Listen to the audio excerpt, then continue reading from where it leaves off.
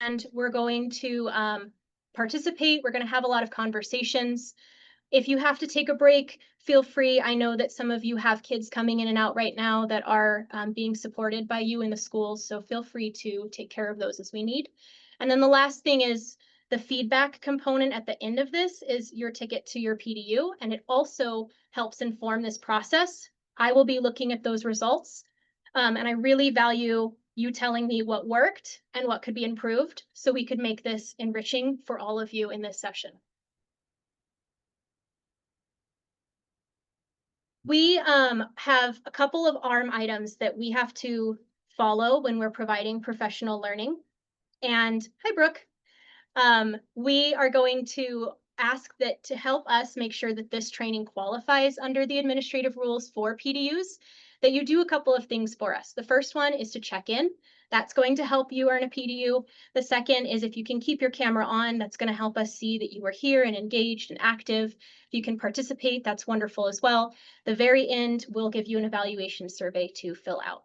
If you can't keep your camera on for any reason, just send a little message to Eva Cox and let her know what's going on, and we'll consider those and into when we're trying to issue the PDUs. All right, that's enough of me chatting. I want to know right off the bat, we'll do a check-in, so this has to contribute to your PDUs. Please drop your name and where you work if you haven't already. And then the other component is I want you to pick one of these categories, 1, 2, 3, or 4, that you feel is an area where you have the most questions about or the least confidence in.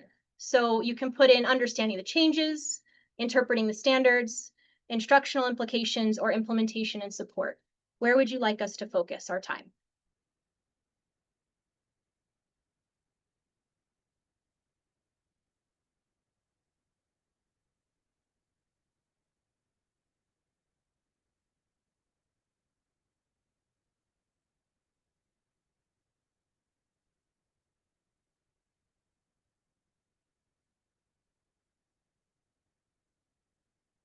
Yep, so to answer the question about the check-in, we're checking in right now. We're dropping our name and the place that we work and the area that we feel the least confident or have the most questions about, which are on the screen. I saw a couple of you answer 1. I'm seeing kind of a spectrum. I'm seeing 1, 3, and 4. I haven't seen any 2s in yet. Lots of 4s.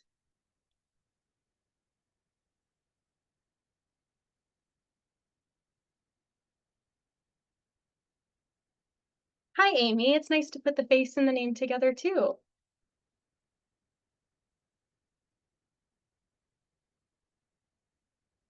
Okay, you can keep doing that. We're going to move on, but we'll keep gathering that data and I'll keep taking a peek at it.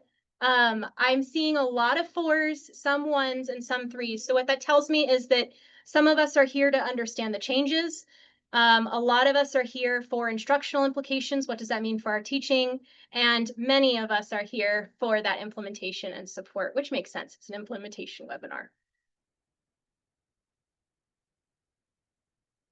So why? We're going to start with this big question of why are we doing this crazy thing that's going to make us all a little bit uncomfortable and adjust our teaching practice? Some of the philosophy behind this shift comes from the research that was gathered by the Regional Education Laboratory, which, if you're not familiar, works with the Department of Education to do things like create research for the other departments of education at the state level. Some of the things that they found in their research were that there's going to be an increased emphasis on early numeracy skills. It's just something that we need, which is probably not surprising to many of you in the classroom, especially if you've been working with students who are really struggling with doing things like adding in the high school without a calculator, things like that. We're aware that that's a crisis area. We also saw from the REL things like mathematical practices needing a little bit of refinement, that increase collaborative practice, cultural relevance, and some rigorous understanding for our students. So that's one of the other things that the REL came up with. They also noticed that there's an opportunity for us to connect what we're teaching in the math classroom to students' lived experiences, and especially with Montana's Indigenous people, which again, probably nothing, groundbreaking or surprising to many of you. there are other areas as well that might cause more conversation or wonderings. And so Amy, I saw, was dropping some of the REL research into the chat. There's 4 different handouts. So there's an overview, handout A, handout B, and handout C. And all of those are available on the participant guide, and I'm sure she'll drop them in as she pulls those links. But the 4 other categories that the REL found when they did their research was that we really had an opportunity to increase opportunities for students to take more pathways that were aligned with their careers than just the calculus pathway. So they looked at some opportunities to provide 4 years of learning for every student, even if they're not going into a STEM field. Maybe they could benefit from a statistics class, a data literacy class, a quantitative reasoning class, things like that.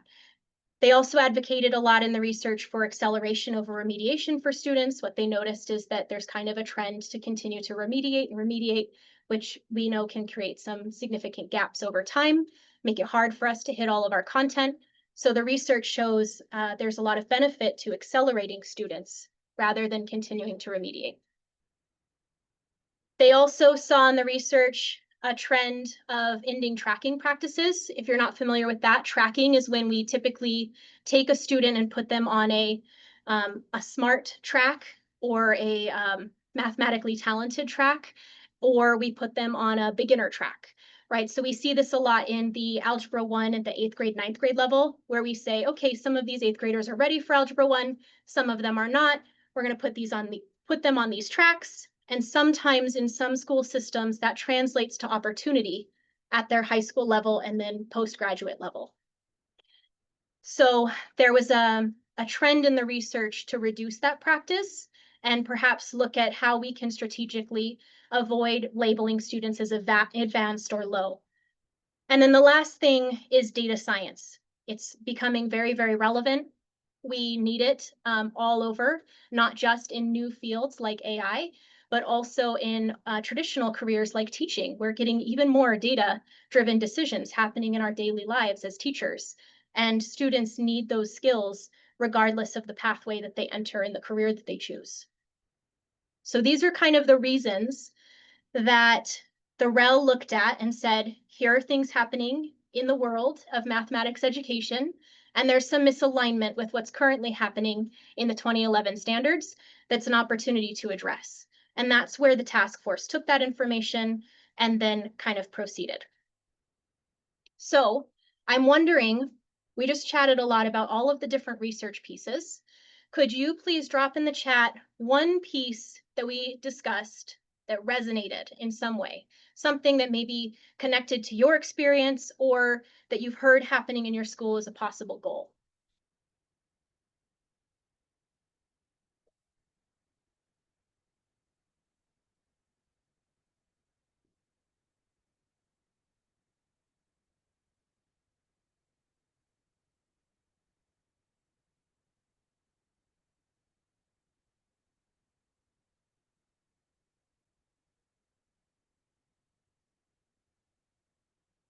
I'm seeing some mention of acceleration, increasing in early numeracy skills. That's also becoming more popular with the early learning standards and the House bills associated with those. Data-driven goals.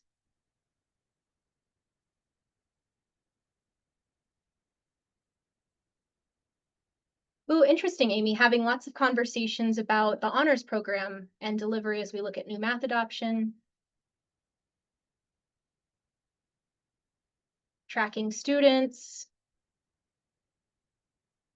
Terica, yeah, that's kind of a hard one when you see kids moving forward. You're like, they're doing fun things in that class. I want to go too. Pathways.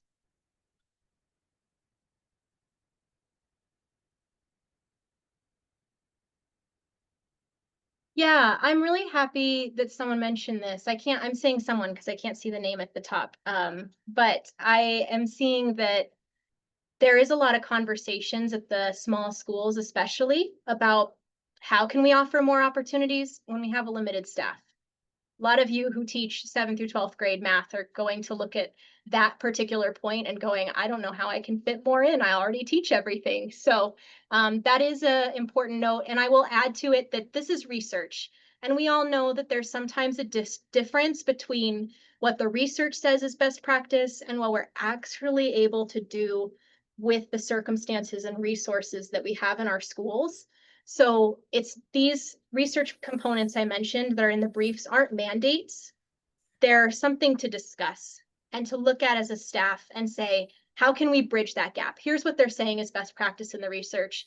Here's the reality of what we're facing in our school. How can we kind of move toward that best practice and eliminate the gap a little? And so I'm glad conversations are happening because that's really the purpose of that. Thank you everybody for sharing. We're going to talk briefly, now that we understand the philosophy, we're going to speak about the process. So where were teachers involved, I think is one of the #1 questions that we get because they want to know that teachers had a voice in this. So this is my best attempt of making some of this make sense. Standards revision is quite a process, goes through a lot of phases. So every single circle you see is a phase of the process. You can see it starts with the superintendent and the Board of Public Ed opening up the revisions process. First step, right? Then you see all these words around them. And what these mean are the capital blue letters are the party that was driving that work. The lowercase red letters, we had to do lowercase capital. I know English people will probably be like, there's no capital letter on that. It's for differentiation for people who might be colorblind. But the red people are the parties who supported the work. So these are people who might be creating documents or responding or consulting. And then all these little star shapes represent where teachers were involved. And these are active classroom teachers. So as you can see, we started with revisions being opened, moved on to research, then writing, then review, then it kind of went back and forth here a little bit. And at each of these processes, we had teachers involved. So the teachers formed the task force. We had teachers giving public comment. Other people were involved in that public comment as well, such as family members, community members, Indigenous representatives, et cetera. But this is kind of the flow of the process.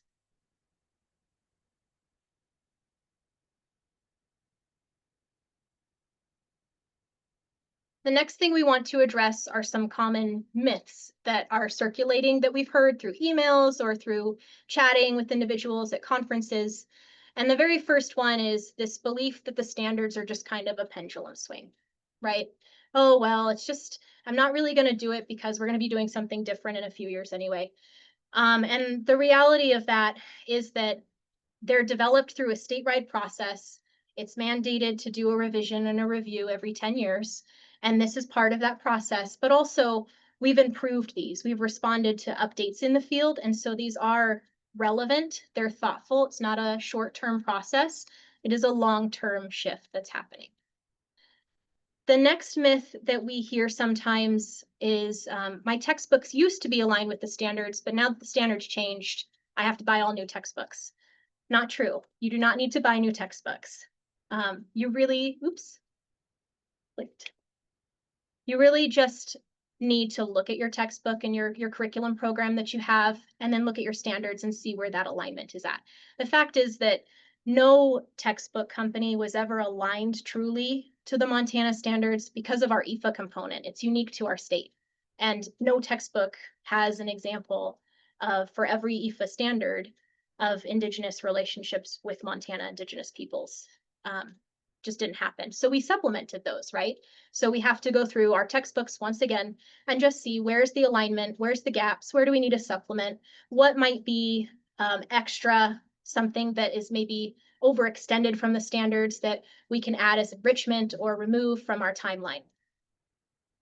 I keep doing that. All right. The next myth that we hear sometimes is new standards lower the expectations. This can be a belief by some people, especially in the high school. We'll talk about this in a moment, but some of the advanced limited application topics were removed from the content standards. And I would just call to attention that the content standards purpose is what students are supposed to be able to know and do to graduate. We only have a 2-year graduation requirement in our state. Many of our schools only have a 3-year graduation requirement. So the standards were revised with that in mind, not the extra courses that students really don't get access to most of the time, depending on the pathway that they're on. It's not that you can't teach those topics. Obviously, what happens in an AP Calculus class is so important to those students and should be taught. But AP Calculus program has specific standards and expectations that those students are supposed to hit, as do dual credit enrollment courses. So that's where you would go for those learning objectives. The last myth is that these changes might be unnecessary and our previous standards were fine. There's really nothing wrong with the old standards, except that they don't have things like data science or the other components that we talked about with the research present in them. So this is really an update to meet the standard of excellence that's happening in the nation on mathematics learning. And technological advancements, because there was also no AI 10 years ago. So we're getting there as well. 15, oh my gosh, it's been a long time. Okay, I am going to ask really quick if you can drop in the chat maybe one of those myths that you have heard or that you personally related to, but just one thing that sparked your attention.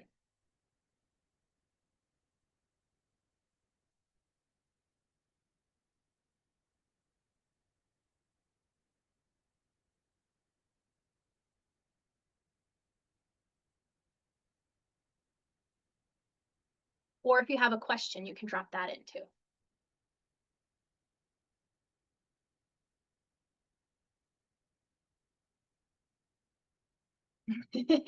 Dr. Tharp, I agree. That's such a hard one to debunk.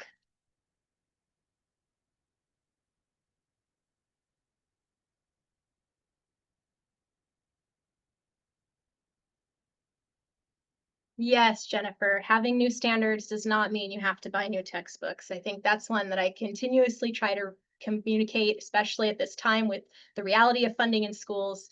We just have to look at those textbooks and see where they're aligned and where we need to supplement. Ooh, Laura, good question. How does AI impact these new standards? Really briefly, we'll dig into this deeper in other sessions later in the series, but they added using technology appropriately or strategically. I'll have to double check which word they used. But they added that kind of broad connotation language so that we could kind of keep up with emerging technologies. We keep these for 10 years and who knows which direction AI is going to go.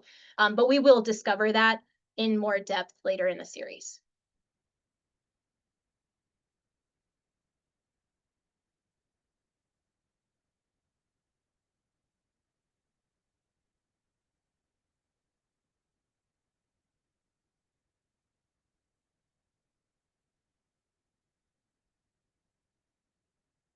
Yeah, so this question about the approved curriculum that's required, that might need some more unboxing. There is like a bonded textbook list that the state has. There's a lot of dynamics that we don't need to get into. So there could be some overlap there with it, but there's no official math curriculum that a school has to adopt at this time. So hopefully that clarifies that as far as math goes.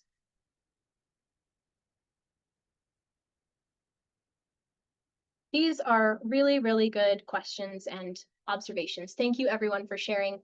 I hope that you have something you can take back to challenge those if you hear them out in the field or in your school with your community members and other colleagues. Okay, quick overview. So we figured out why we shifted. We understand a little bit more about the process, maybe some of the myths that are percolating around there. Now we're going to talk about kind of the K-12 big changes. And I noticed that a lot of registrants said that this was something they wanted to know about. So this is that big picture view. And like I said, in the next session, we'll actually dive deeper into grade level views. So just keep that in mind as we go forward. But some big changes at the top level are that there are some new things happening. The biggest new thing that's obvious as soon as you pull open the big standards packet is that high school looks way different. The task force resorted the standards a little bit and they put them into two categories, one called core, one called core plus. There's a lot of ways that students can meet those as far as timing goes and which courses they take, but really core was designed to meet the minimum expectation for graduation requirements in Montana, and core plus was designed to meet all of the expectations for a student to go to college, military, career pathways, all of the extra things that they might want to go do beyond high school. So hopefully that clarifies that. We would see a typical student probably complete those core classes in like an Algebra 1 geometry, an integrated 1, integrated 2 course. We might see the core plus be like a Algebra 2 course or something like integrated 3. So that's just a general, it doesn't have to go that way. Just to clarify, a lot of schools are doing it differently and that's okay as well. Oh, that's a really great question about the ACT. We have a session later in this series about assessment in particular. I don't want to dive down that rabbit hole today, but we will cover assessment, MAST, and ACT in that later session. So I hope that you're able to tune into that one. Another thing that has been kind of shifted is that we used to have IFA statements in the standards that said Montana American Indian, and now they say Montana's Indigenous peoples and local communities. So we're trying to increase the relevancy aligned with that research component we talked about earlier to make this as relevant as possible to all of our students. And elevate some of that application to Montana Indigenous peoples as well. We have new mathematical practices in our state. We'll cover some of the specifics of what's changing in those in just a moment. Elementary teachers will see the time and money standards have been added back in, which is funny because most of them say, oh, I never stopped teaching those. I didn't realize they weren't in the standards, but they're back in. So if you didn't realize they were gone, great, keep doing what you're doing. Another thing is we're expanding our resources and guidance. It's not just a packet listing all of the standards anymore. It will be a lot more robust as far as guidance goes. We've heard what teachers need, and we're doing our best to add in things like vertical alignment recommendations, integration examples with IFA, instructional examples, general guidance, all of those components. Some things that have been refined, when you're looking at them, you'll notice that there's an increased emphasis on data literacy across the grade levels, and some grade levels will see a decreased emphasis on probability. This is really just in line with that need for more data literacy, and then the realization that probability just may not be something that's translating into the workforce, may not be as high of a need for our students to learn as data literacy. So in the interest of balance, they kind of removed some of those concepts. You see the removal more in high school with some of the advanced probability concepts. They also clarified the language of the standards. So they really shortened the length as much as they could. An example of increasing the clarity is some of those middle school standards would say things like use a letter representing an unknown number, right? We all know that that's a variable. So they used the variable word instead of using all these extra words to define what a variable is. There's also a shift from fluently to speak on flexibly, accurately, and efficiently so that we could be a little bit more explicit about what fluency means. That's in line with that early numeracy conversation from earlier. And then there are some more diverse pathways that are available through the high school adjustment that happened. What is gone? You'll notice some of those limited application concepts like matrices and vectors have been removed. Again, it's not that we don't need to teach those if we really value them or they're applicable to those higher level classes students might take, but they're not required in the standard curriculum. So it could be an enrichment topic, or it could be something that's a specific preparation for a specific course at a higher level. Another thing that's gone, when you look at the language of the standards, you will see examples removed and elaborations removed. We're putting those instead in the guidance. So you'll still get those, they just won't be in the standard themselves. And that was really intentional by the task force to try to not prescribe specific example schools and assessments needed to give, but rather to give more freedom to teachers to define how they were going to reach those. Mary, the masked question, again, we'll cover that in the assessment section as well, which is going to be later in this series. We're going to have our masked team come in and answer all those wonderful questions for you guys. Another thing that's gone are some of the grade levels. You'll notice a reduction in the number of standards. So that's just the last thing. As far as the math practices go, they really tried to align to NAEP. So NAEP is the National Assessment for Educational Progress. They actually came out with 5 new mathematical practice standards. They partnered with the National Council of Teachers of Mathematics in CTM to make those. And the task force took those 5 and made them a little bit more applicable to Montana. So they're pretty close alignment. Those are our new math practices 2 through 6. So if you look at those, you'll see a very close alignment with the NAEP mathematical practices. The exception to that is that the task force felt like our new mathematical practice number 1, which is to problem solve and persevere, was too important to get rid of. So they added that back in. That's our new math practice number 1, which is really just a revision of our old one. They also added mathematical practice number 7, which is to culturally connect. And as of right now, we're the only state with that mathematical practice that really values students connecting to the mathematics to their lived experience and realistic applications. They also reduced the length to hopefully increase the clarity. If you compare them side by side, you'll notice that the 2011 math practices were like a really, really big paragraph. I see some smiling and head nodding because they were really long. And I don't know about you guys, but when I was a brand new teacher, I would try to read those and forget about halfway through what exactly they were talking about. Now they're bullet points, and I feel that they follow kind of the student's process a little bit more directly. So seems to make sense to a lot of teachers when they look at them. There's a poster QR code, but there's also some resources in the participant guide where you can see those mathematical practices. So I would like if you could drop in the chat one of those shifts that we just talked about that you want to look into further. You want to explore a little bit more, form your own opinion, inspect. Hi, Karen.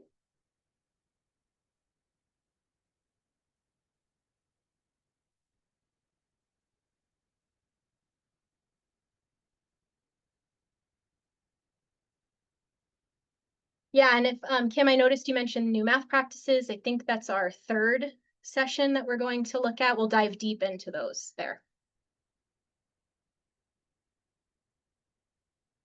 We'll also do an EFA connections series or session at toward the end of the series as well.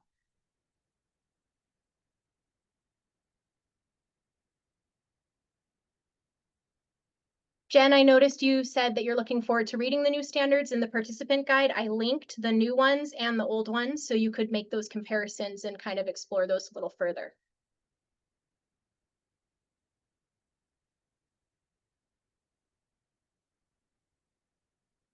Laura, you mentioned you're interested in the increase in data literacy. I have a webinar that you can sign up for, and I'll share with everybody here in a moment. If you haven't already, you can sign up for that and learn specifically about that part. That's going to be hosted by our Data Science for Everyone people.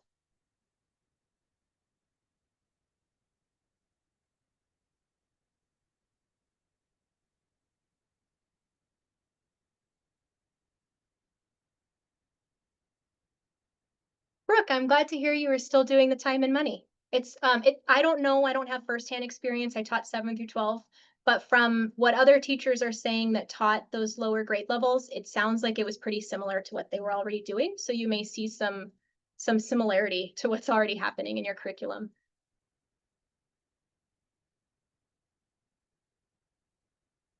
Good question about what was reduced. I meant the number of standards were reduced. So some of them were condensed into one standard on some of the grade levels. High school, a lot of reduction there, but that was again because of the removal of some of those the advanced topics that aren't required for graduation.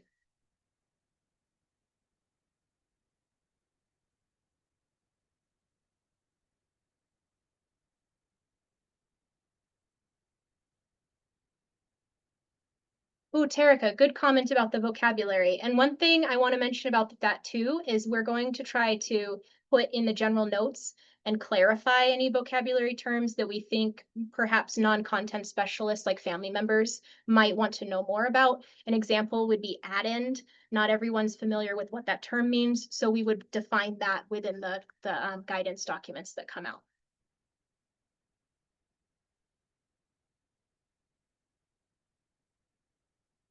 Okay, if you have other things to drop in, feel free. I'm gonna keep going. So now we want to transition into what does this mean for us? What does it mean for our students? And what are we going to do with this information? So a couple of things that educators should keep in mind at this point. We have a set implementation date for 2026. So your start of your next school year, you'll have to have done some implementation work and start trying to pilot your implementation program at your school. So that's kind of the state expectation. You're going to want to prepare for that by reviewing all of your instructional materials. This is a really good series to support that because we're going to walk through some of the process steps. The second part of this series toward the end in April, we'll do some coaching. So we'll get some really intensive coaching from April to July to set teachers up with exactly the support that they're running into. So I hope that at this point you're getting an introduction, you can start to explore a little bit. We'll keep exploring, and then we'll get into the specific, I'm having this issue, can you help kind of component toward the summer. You do not have to start from scratch. We've covered that. Hopefully that's resonating a little bit, but you do have to look at the standards. It's not going to work if you're assuming your current curriculum is going to address all the standards, especially in high school. You do want to look at them. You do want to compare and do a curriculum analysis and just see where the gaps are or where the overreach is at.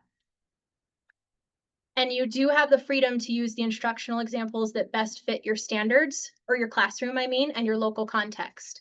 So you are encouraged to, make it relevant for your students in the community that you have. For example, how teaching a standard in one of our colony schools is going to look different than how it's going to look in Billings, and that's okay.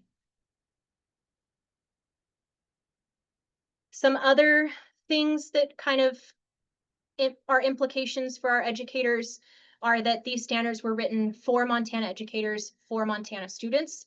So we're going to see some deviations from the national prescribed curriculums because of that, because there is that increased emphasis to keep it relevant and grounded in our local culture and experiences. So the guidance that we'll provide will be Montana specific. An example, in the kindergarten guidance that I'm working on, I have examples about 4-H because a lot of students in Montana participate in 4-H, right? That may not be relevant to a student in New York City. So there's kind of that deviation there. You're also not alone. I hope that you can collaborate.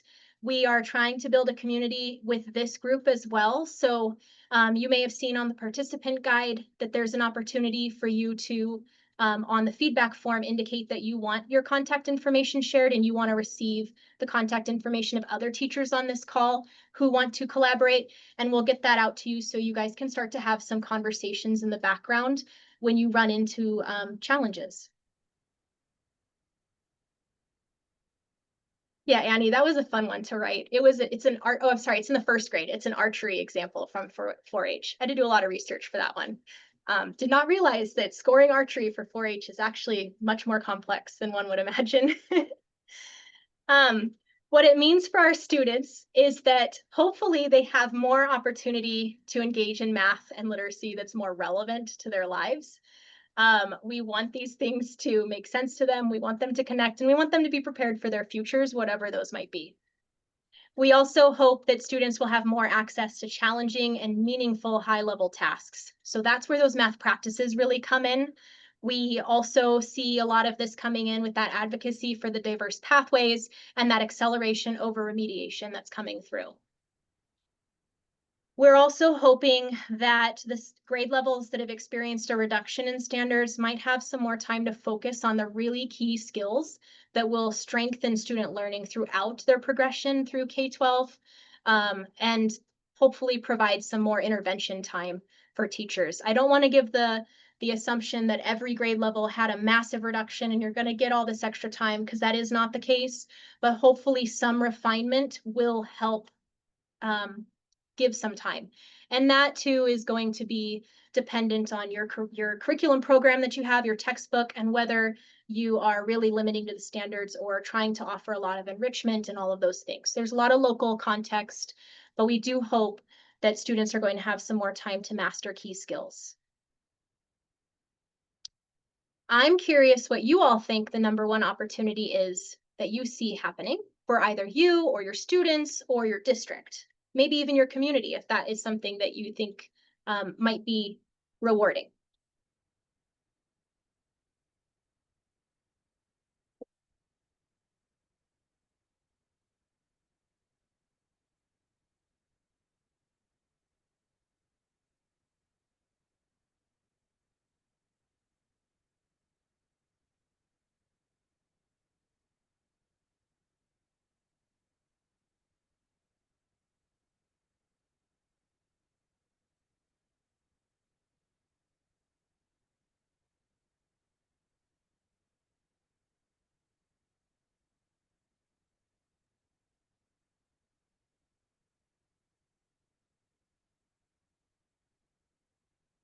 Brent, I'm also excited for that relevance component. I hope that we start seeing students with a lot less anxiety in math and maybe a lot more excitement to participate in math learning.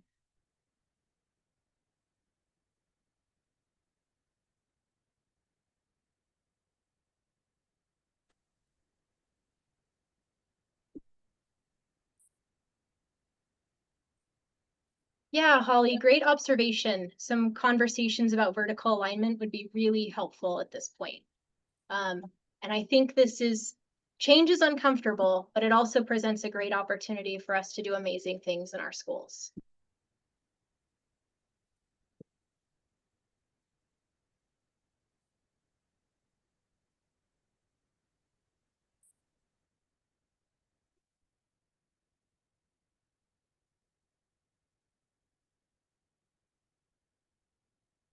Laura, that's my favorite question to get. When are we ever going to use this?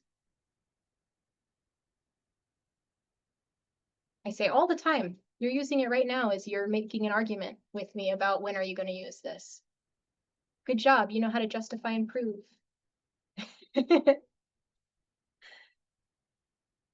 Great. Thank you, everyone, for all of your wonderful comments.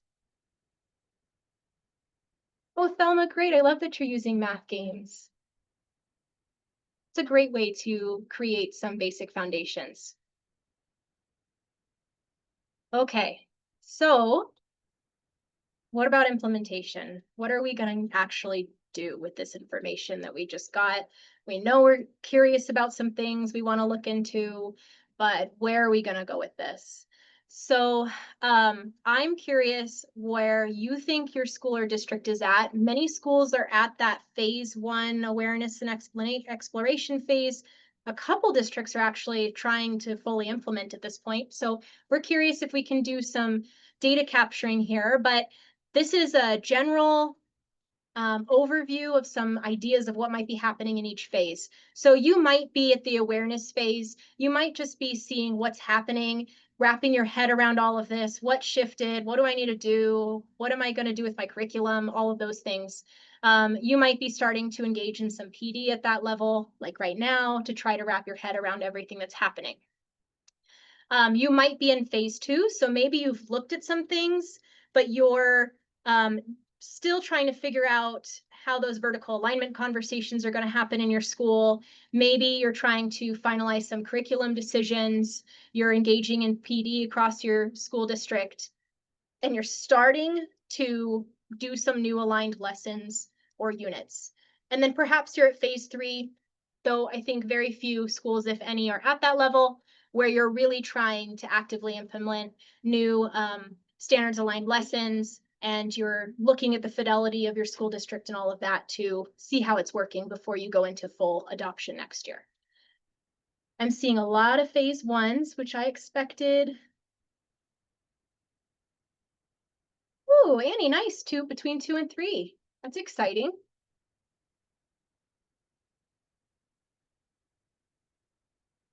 Yep. And 1, 2 is what I get a lot too when we do trainings out in the field. People say, oh, we're kind of like aware, but we're still trying to figure out what that means for our school. So we're in between.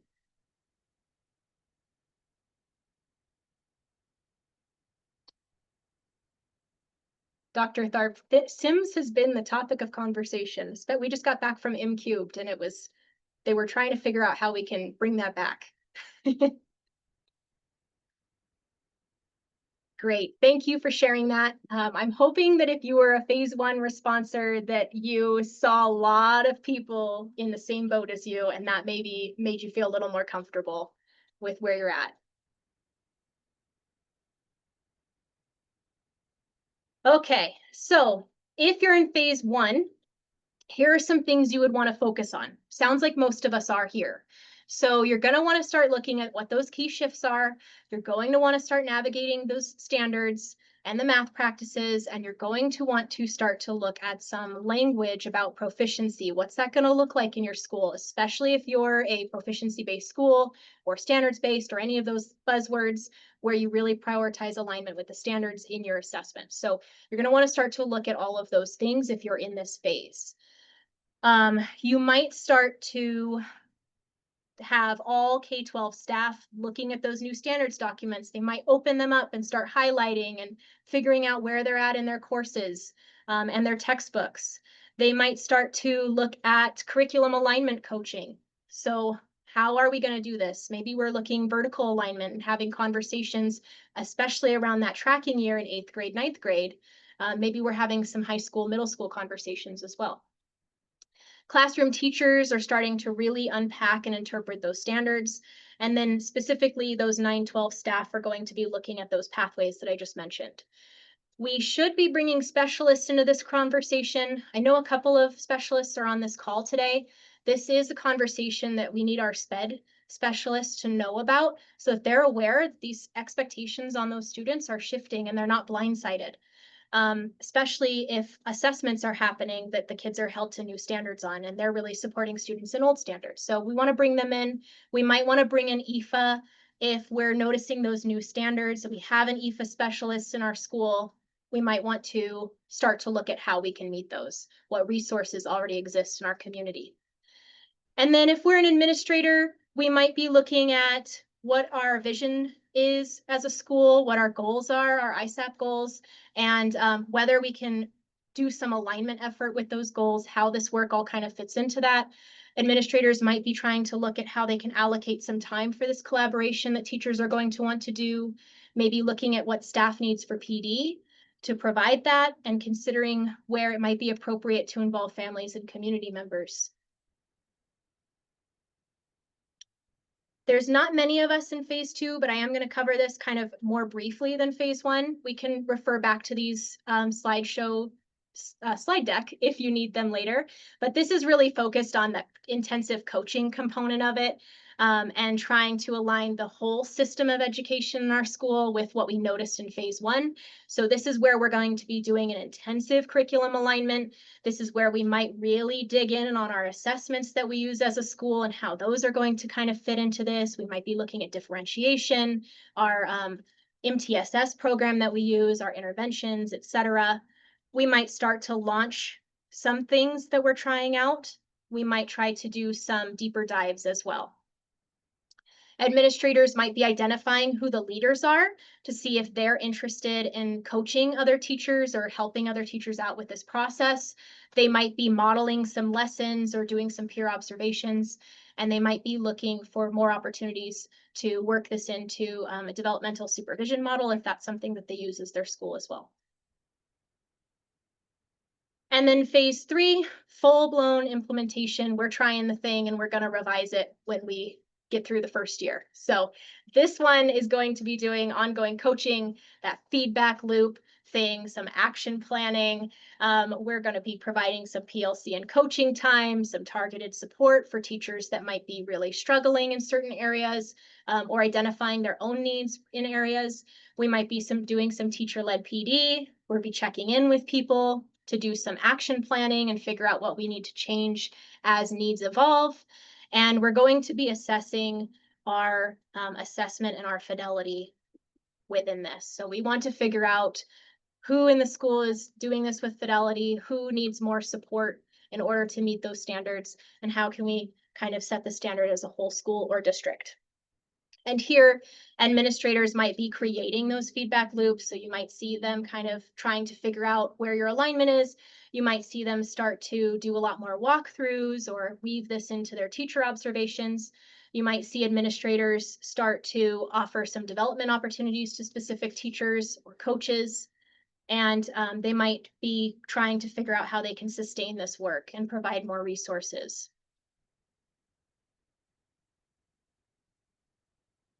We are almost done for the day, which is great because we're right on time and we'll have a Q&A session toward the end here.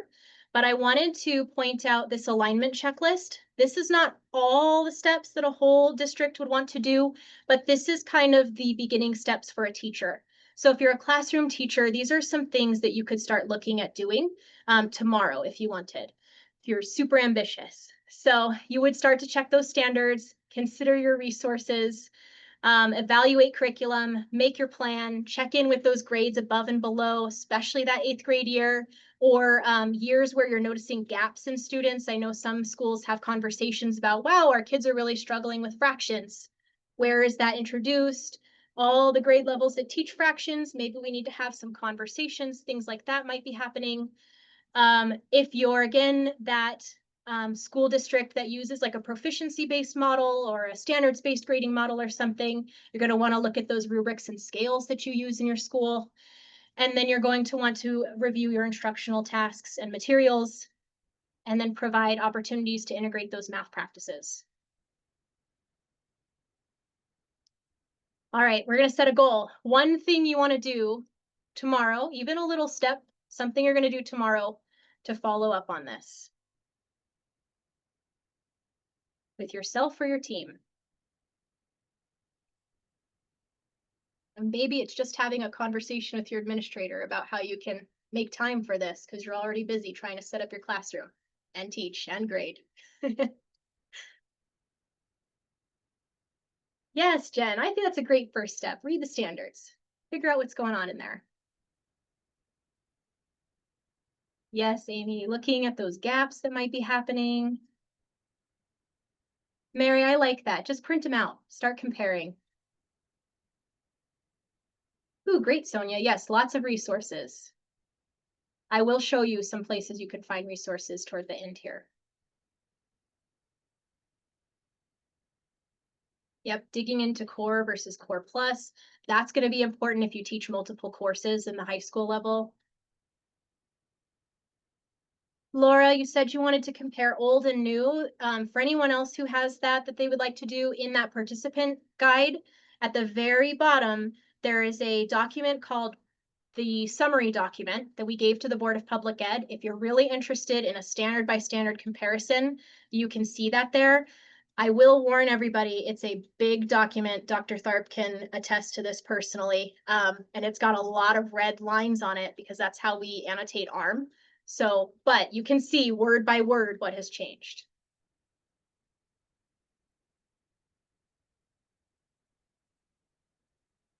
I'm seeing a lot of reading the standards. Sonia, I like that idea of just notifying some people who are not aware. That's a great first step. Setting up some meetings I'm seeing in there, aligning some resources, comparison, making arrangement with staff who couldn't make it.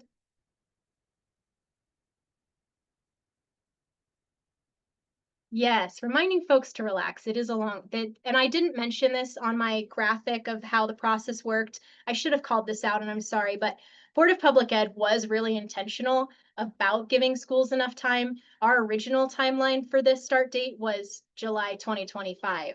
And the Board of Public Ed said, hey, we need some more time for our schools to sit with this and get the resources they need. So give him a clap if you would like to thank him for that work and the rest of the Board of Public Ed, because they did a great job.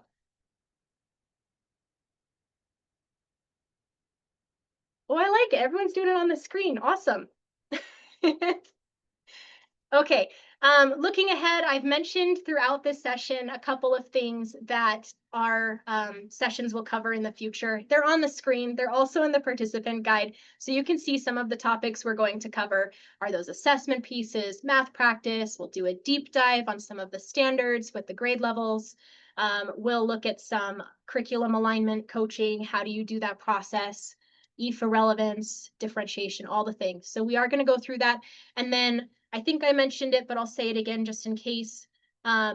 We will spend the April through July time really doing that intensive support for teachers that are running into specific issues and would like some support. So we haven't firmly programmed that yet because we're waiting to see what those issues are as we continue to go through this series. So more on that later. With our last few minutes, I wanted to share another professional development opportunity that we have. If you're curious about data literacy, that is applicable at all grade levels. The Data Science for Everyone folks have given their time and resources to us to bring in experts to speak to teachers on this. It's a virtual learning series.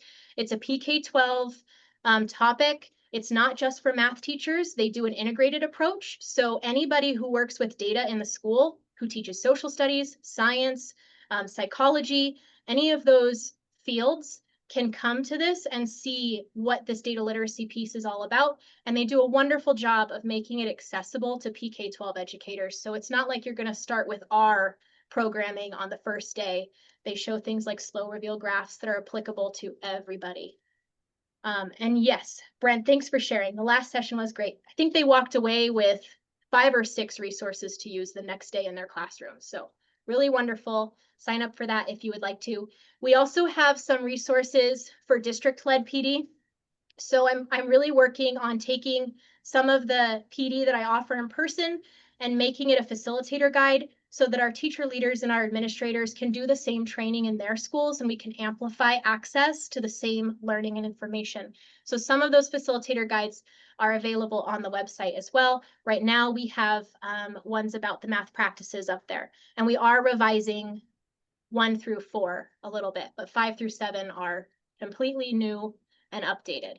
And then the last thing, shameless plug for our podcast. This is not necessarily math related all the time, but we like to feature teachers on the podcast to share best practices that they do. And it's really fun. We have a good time with it. Lots of resources. I saw Sonia mentioned in her earlier comment that she wants to check out the resources. There's a ton out there. You can find them on the Math Revision webpage. There's a QR code. Amy will also drop the link here in just a moment, but you can see the PK-12 standards guidance document. That is a full guidance document for all the grade levels. We do have in development right now, grade level specific guidance. So you won't see the instructional examples and the EFA examples I mentioned in the PK-12 one, because if we did that, it would probably be about 2,000 pages long. But as we release them, as we complete them, you'll see kindergarten come up, then first grade and second and so on and so forth. So we will have that guidance expanded. We have a correspondence table if you're curious at looking at the overlap between Common Core, what's in your textbook perhaps, and the new standards. That correspondence table is going to be very helpful. The other one I'll call out is if you experience some difficulty with getting staff on board, school board on board, etc., there are some one-pager communications that specify what's happening with the standards and then what they can do to help the work. So that's really helpful if you're trying to get some support with your administrator, maybe advocating for the time you need to do this work. So you can print those. I'm not going to explain all of these. They are all again on that participant guide. And then I included a thing that says what that document is and why it's important. And the last resource I will plug is we have a Montana Math Minute. For those of you who mentioned you're interested in EFA related things and relevancy for math, this is a monthly non-newsletter. I'm not sure what to call it. We used to not be able to call them newsletters, but it's just a monthly production that I put out where we cover new resources. I usually give an example of an EFA integration, what schools could do with math. So there's a lot of, this is the one from August. You can see we talk about geometry and architecture. So specifically Indigenous architecture. and how that could show up in a PK2 classroom, 3, 5, 6, 8, and 9, 12. There's lots of resources. I also include classroom resources that are free that teachers can use. So you can look at that, or you could subscribe for it if you would like to. And with that, thank you for being so captive and responding so often in the chat. I really appreciate you all taking the time out of your day. If you can scan this QR code, this is going to take you to the feedback form, and you can fill that out, and then we will use that to issue you a PDU with all of the other things we mentioned as well, as far as participation and checking in and all of the things. So go ahead and fill that out. If you would like to email me, there's my email right there. You can call me. That is my work number. So I may not answer if you're calling at 8 p.m., but I will call you at 8 a.m. the next day if you leave a voicemail. And I will stay on. If anybody has specific questions they want to come off of mute, I'll stay here as long as it takes. Oh, yes. Jen, that link should be in the chat now for you.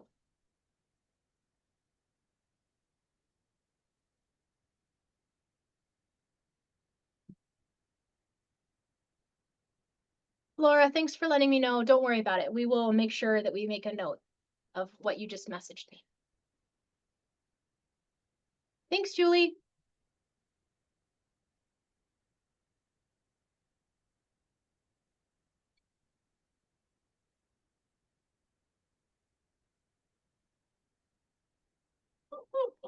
I have a quick question for you, Katrina. Yeah. So the next one is scheduled for October 16th, and that's over Teachers Convention. Will you still have this? We have one in September. Right, and then Okay, the October one. Yeah. I did not think about MFPE. We will still have it then, I think. Okay. Okay. I will, if I change it, I'll send out a mass communication to everyone. Okay. I'm gonna speak with my team leader about that and see what she thinks. Okay. Thank you for bringing that to my attention. Yeah, you could always just pre-record it since so many of us will be gone for that, and then we could watch it when we get back. Yeah. The only drawback is that I can't issue PDUs for it. Oh, yeah, that's right. Yep. Yeah, that's a good point. Okay. But Amy and I will connect and see what we want, what we can do about that. Yeah. Because that isn't an issue. Yeah. Okay. Fantastic job, by the way. This was outstanding. Just thanks. Outstanding. Very good.